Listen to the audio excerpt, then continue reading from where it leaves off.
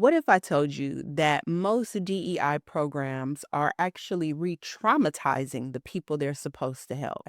And what if I said these DEI initiatives are failing, not because of the haters and naysayers, but because one critical aspect is not being talked about? Well, stay with me because today we are going to talk about it. Welcome to Want More with Dr. Moore, the criminologist of the Bay, where we bring you stories and insights from the intersection of justice and society. My name is Dr. Talia Moore, and I'm your host.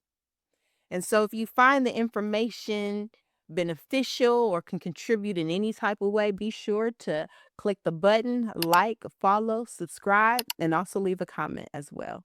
Now, as a criminologist, as a former deputy probation officer with nearly 2 decades of experience in this field as community corrections officer as well as an educator, I feel that from this informed vantage point, the information that I'm bringing to you is actually pretty valuable. And so just know that is the angle that I'm viewing this and also sharing this information with you as well. So let's start with the basics here: diversity, equity, and inclusion.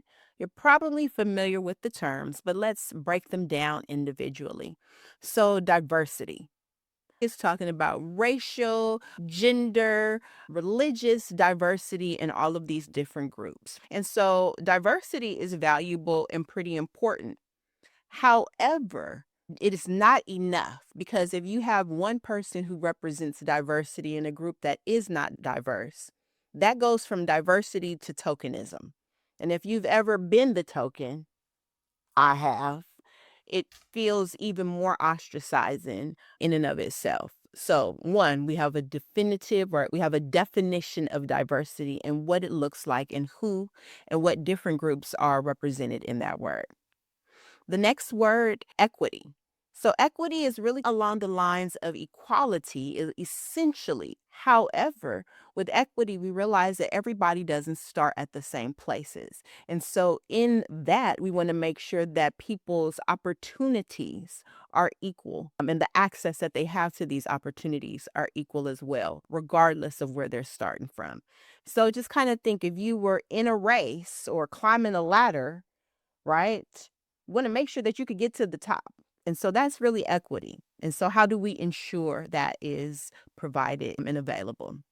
The last word is inclusion. And this is where it all kind of comes together like the secret sauce to make it make sense. So, inclusion is ensuring that everyone has access to these opportunities. And everyone is everyone from different races, financial groups, religious, political views, right? All of these different people, ideas, and thoughts are able to come together, coexist. And that is really that inclusion kind of formula that we're looking for.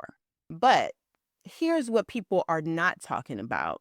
So while we have diversity, we have equity and inclusion, the other piece to make this make sense is really the discussion around trauma and how trauma really is infused and aligned in all of these issues, creating the issue and the need for diversity, equity, and inclusion. And so how do we make programs successful or ensure their success by also including this very key component? And this is the discussion around trauma and its impact to individuals, societies, and us as a collective. Right. So individually, we may have our own individual traumas, but in this society that we live in, even as of today, there is a level of collective trauma that we have all been exposed to. And so, how do we respond to that trauma collectively? So now let's address the elephant in the room as we're talking about DEI. Because if we're going to solve this problem, we first need to have an understanding as to why people oppose it. The first claim is actually reverse discrimination. Go figure, right? Where it's saying that certain groups are now being ostracized or not afforded the same opportunities because DEI initiatives have been implemented. The second focus is really around merit and if someone's abilities are on par with the collective. The third issue around DEI is really this kind of political stance, this level of wokeness. And now that everybody is starting to wake up, Those people who oppose DEI are really starting to get on the bandwagon against being woke and aware. The fourth claim is that this is just performative and really nothing happens as a result of DEI. And if we have it or we don't, there's really nothing lost because it wasn't a true benefit in and of itself. Unfortunately, some of these claims are not unfounded, but that is the result of a poorly created DEI program or initiative. So, really, there's a need to not just have DEI present, but also having programs that are effective, successful, and actually intentionally discuss aspects of collective trauma. That's really one of the things that will make a DEI program successful. And so, how do we ensure that DEI initiatives include that unspoken but ever present trauma aspect included in them? So here's what critics are missing. DEI in and of itself is or can be effective. However, the need to address trauma in relation to DEI, in relation to the need for having DEI, is also a key component of diversity, equity, and inclusion efforts that actually also need to be implemented as well. When people say colorblind policies are purely on merit, you really actually are ignoring all of the contributions that someone from all of these diverse backgrounds actually can bring to a space. And so, while our wokeness is not to emphasize division between us, it is definitely to bring to light an awareness of the fact that we see you. We see the differences that people have and that they bring and that they can offer, and how they can contribute that to the spaces that they share with others. Right. And so colorblind actually only leaves us both blind. Right. So wake it on up and see what these different groups have to offer and contribute, and really how we can all learn to benefit from one another collectively. What does effective trauma informed DEI initiatives look like? Well, I'm going to break it down a little bit here for you. So, the first goal, leadership is actually accountable and there are clear goals identified.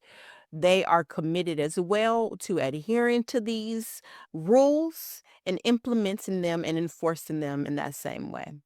The second goal here, policies that address the root causes, right? Why is trauma existing? How is it showing up? What is the collective experience of different groups who've been impacted? So, again, not turning a blind eye, but really being in tune to what people are bringing and what experiences they've been subjected to.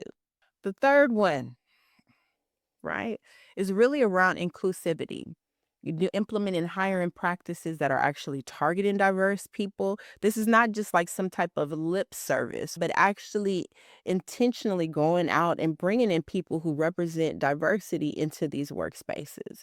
This is included in the hiring process. This is included in the language that is used within the institutions or the organizations, as well as the HR manuals that people are reading.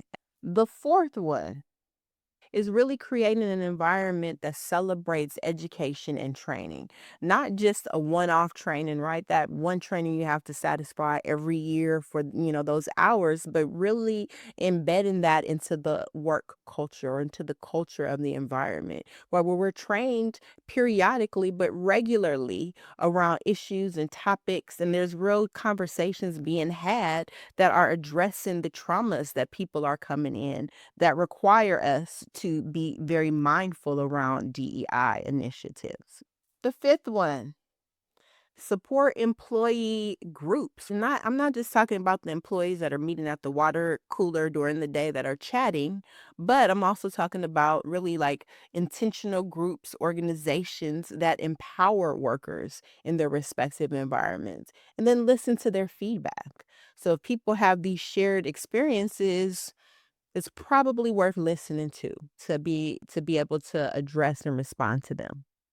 The sixth one, right, is all the feedback that we get, really taking it in. So again, not just listening to people talk, but what are you going to do with the information that you receive? This is the feedback model. So you take it in, you hear what is going on, but then you also make changes to the environment that supports the needs as they've been articulated by the workers in those spaces. And then lastly, the seventh one here is really addressing equity barriers in the workspace. How are you going to actively work to remove these barriers? How are you going to actively work to empower the people that are working in those environments so that they don't feel that there are barriers or limitations being imposed upon them? Here's what you can do now. Look at your workspace, look at your school or any organization that you may be a part of. And as you are looking at these spaces, really take into account diversity, equity, and inclusion. And how would you embed that from a trauma-informed model into these spaces? Remember, are you seeing diversity without equity? Inclusion without addressing trauma? Good intentions without systemic change. If this information resonated with you, be sure to check out my website for more information, and even possibly you and I can connect for a one-on-one consult. Be sure to subscribe, post, share, comment, and do all the things as well. And in the comments, tell me, what's one DEI practice that is being implemented in your workspace or your educational institution? Drop it in the comments and I'll respond back to you. All right. Well, thank you for tuning in to Want More with Dr. Moore, the criminologist of the Bay. Remember to educate, empower, and enact the changes you want to see. Want more. Want more with Dr. Moore, the criminologist of the Bay? Follow us on Facebook at Want More, Instagram at Want More Dr. Moore, and on TikTok at Want More with Dr. Moore for more information. Be sure to comment, like, share, and subscribe. Until next time, educate, empower, and enact the changes you want to see. Want more.